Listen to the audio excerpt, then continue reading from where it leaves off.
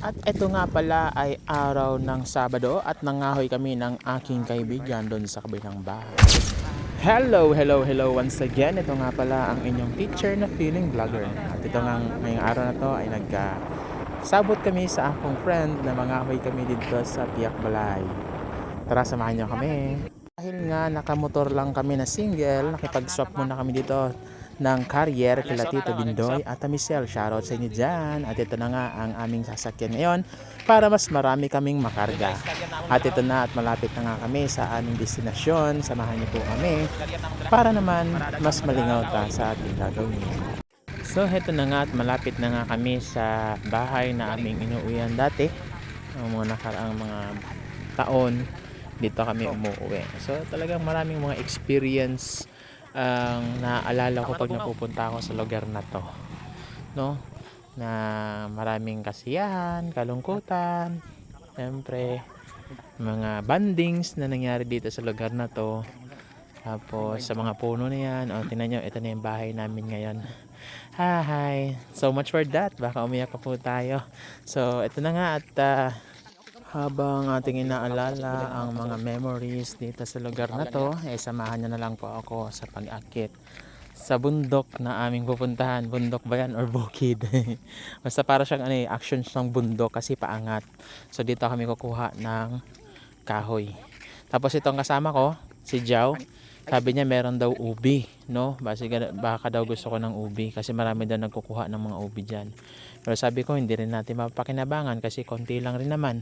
At ito nagvideo nga ako sa itsura ko at muntik pa akong madapa dyan. Ay hindi muntik, nadapa, nadulas talaga, no? Yan, video pa kasi, video pa more. Inuuna kasi ang PB video imbes na pagtutok sa daanan. Diba lagi natin nakikita sa mga hagdanan or sa mga daanan or sa mall na watch your step.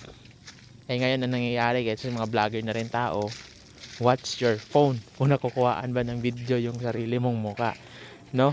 So ito na at nakaakit na nga kami at meron na kami mga nakikitang mga kahoy na kukuhain namin. So target lock na agad yan at umpisa na natin, no? Umpisa na natin ang pagkuha ng kahoy para mas marami tayong madala. So let's go, samahan nyo kami guys. Manguha na tayo ng kahoy. Let's go! At ito na nga guys, amin ang inumpisahan ang pagkuha ng kahoy. Ang aking kasama ang umakyat sa puno at ako naman ang nandito sa baba para maglinis ng kanyang mga pinutol. At syempre ang aming kinuhang kahoy is ang Jimilina kasi napakaganda ng Jimilina na gamitin pang luto. Pagkatapos nga namin doon ay meron kaming nakitang isang puno ng Jimilina na nakahiga, no? At nakita namin na ang Jimilina na to, wow, is tuyo na siya. At ang ginawa namin is kinuha namin ang maliit naming lagari at ito ay aming pinagtsagaan lagariin. Tingnan mo naman, ang liit-liit ng lagari tapos ang laki-laki ng puno. Talagang nakakangalay. Nakakangalay siya pero sabi nga nila kung meron kang pangarap, dapat paghirapan mo. Totoo naman, di ba? Kung meron kang pangarap, dapat talaga pinaghihirapan mo. Tulad na lang nito ng pag-voice over ko. Kahit hindi ko siya forte, pero pinagsisikapan ko talaga mag-voice over para naman maganda yung panonoorin ninyo, no? Meron kayong pinakikinggan habang nanonood kayo ng video. At ito nga, ato ka naman ang nagsubok na maglagari nitong kahoy. Nakakapagtaka lang pagdating sa jogging, pagdating sa pag-exercise, hindi naman ako mabilis mapagod. Pero pagdating sa paglalagari nitong puno na to, ang bilis mangalay nung kamay ko. Siguro kasi maliit lang yung lagari namin, tapos napakalaki ng puno ng aming nilalagari. Grabe, tinamo naman, ngalay na ako. Sinakyan ko pa siya kasi kala ko nga pwede na pero hindi pa pala. Parang ganun lang yung buhay, di ba? Pag hindi pa time, wag mong pipilitin, no? Kasi pag pinilit mo yung isang bagay na hindi pa para sa'yo, ang ending niyan, masasaktan ka lang. Parang sa love life, di ba? Kung ikaw isa pang estudyante, wag mo munang piliting pumasok sa isang love life. Huwag kang mainggit sa mga kaibigan mo. Bakit? Kasi pag nagkaroon ka ng love life nang dahil sa inggit, ang mangyayari niyan, pwede kang ma-distract sa pag-aaral mo at pwedeng masaktan niyang puso mo. Kaya ang payo ko sa iyo, mag-focus ka sa pag-aaral at maglaan ka ng oras para sa pag-aaral mo, pagre-review At syempre, ng time para sa pamilya mo at sa sarili mo. Yun yung maganda mong gawin, di ba? Oh, tingnan nyo. Parang ganito lang din sa ginawa namin sa puno. Pinagtiyagaan namin. Hinintay namin yung tamang panahon na para maputol siya. Hindi namin minadali. Process by process. Ganyan dapat ang buhay natin. Huwag masyado nagmamadali. Sabi nga, di ba may kasabihan tayo? Ang taong nagmamadali, pag nadapa, napakalalim ng sugat. At tingnan nyo nga. Dahil time nyo na, isang sipa ko lang, putol na. Di ba? Kaya dapat pagtiyagaan natin yung mga bagay. Hintayin natin yung tamang oras at tamang panahon para makamtan natin ang ating pinapangarap. At ito nga guys, akin na siyang binuhat at dinala sa aming mumunting tricycle para makarga na namin at madala doon sa aming munting tahanan. Pagkatapos nga ay muli kami bumalik para sa second trip ng paghahakot nitong kahoy.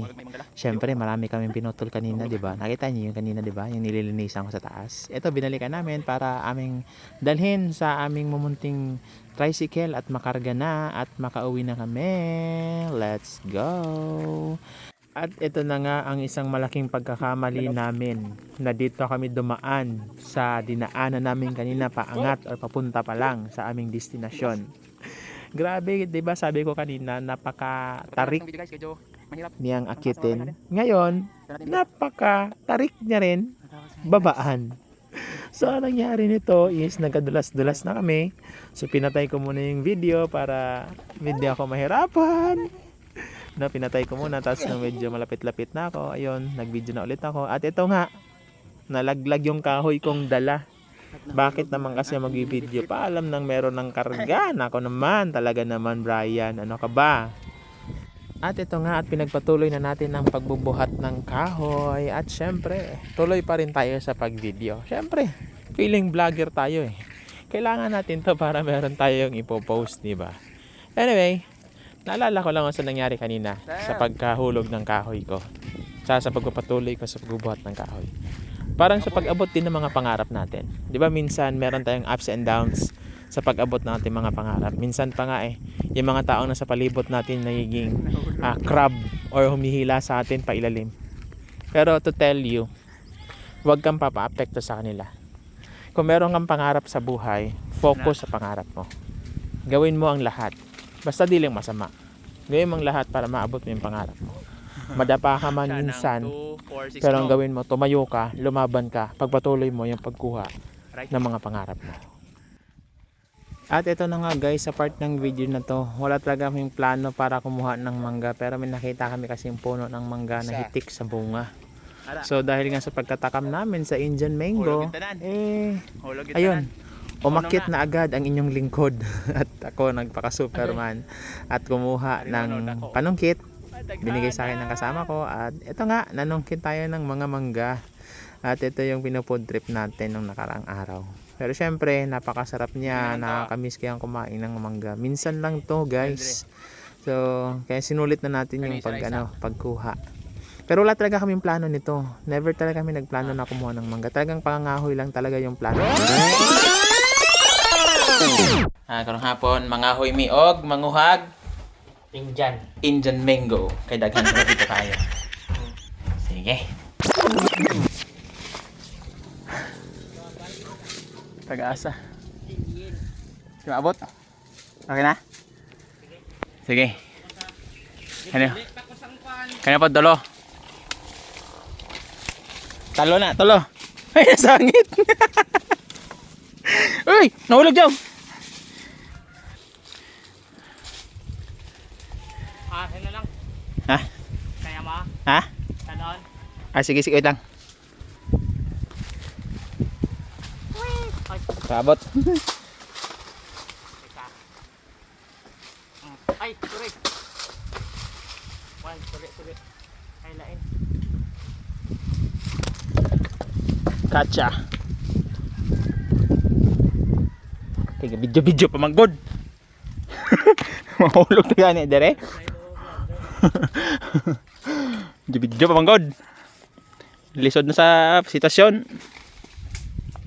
Sige. Gad-gad manduaning sangit-sangit pa mo diha. Mag-up. Wala na guys, wala na yung mangga. Wala na yung Minggo, nakuha na natin tanan.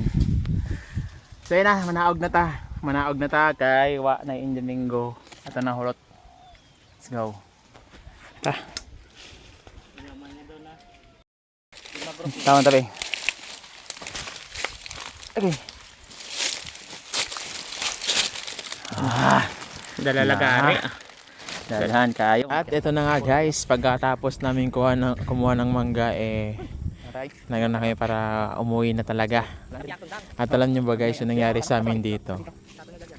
Dahil para kami mga first time sa parte na to.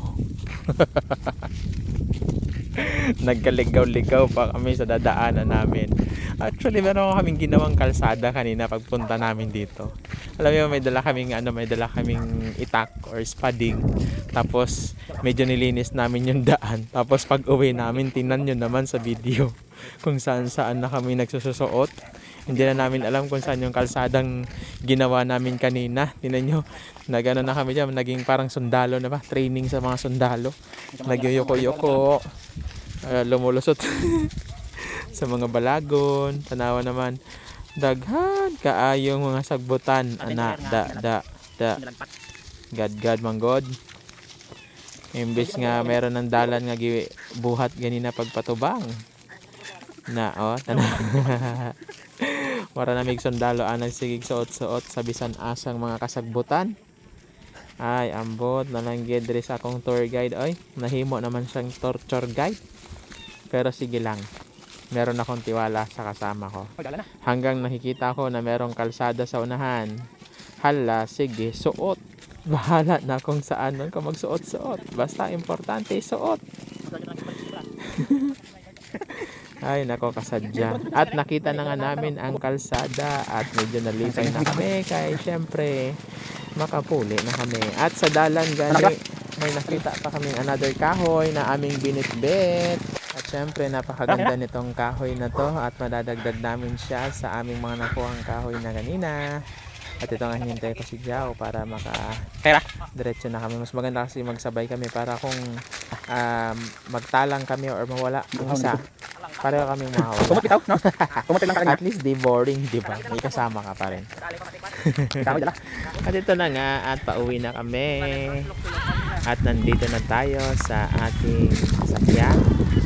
Atin na itong ikakarga para makauwi na tayo. Ay, pag nakikita ko talaga yung bahay dito dati, medyo nakakaramdam talaga ako ng pagkamis. Kaya sabi ko, tara, alis na tayo. Medyo nalulungkot na ako dito sa place na to.